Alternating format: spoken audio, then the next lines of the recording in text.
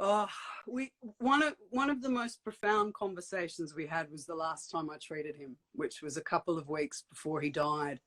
And he was sleeping longer after the sessions. You know, sometimes I leave people to sleep for 5 to 10 minutes. Dad could sleep for nearly 2 hours towards the end. And I'd listen to his breath and I'd think, oh, you're close.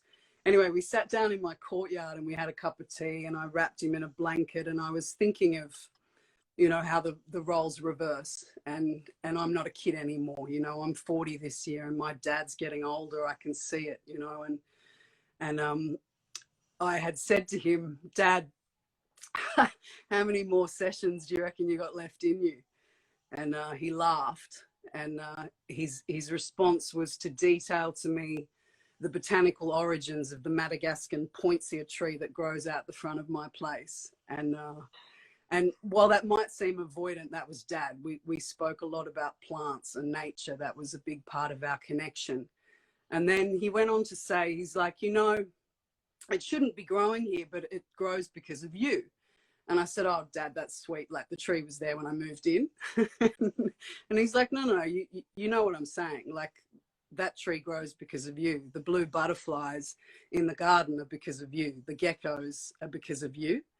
And I was just so moved because I thought, I don't think I'm going to treat Dad again. And essentially what he was doing was thanking me. When I first told Dad that I was leaving my career in media, I was working at the ABC at the time, and I said, look, I'm going to throw it in and become a healer. And he didn't talk to me for a week. He's like, what? How are you going to make money out of that? And then a couple of weeks later, he was on my table and the rest is history. Like I probably treated Dad every fortnight that I was in Newcastle or Australia.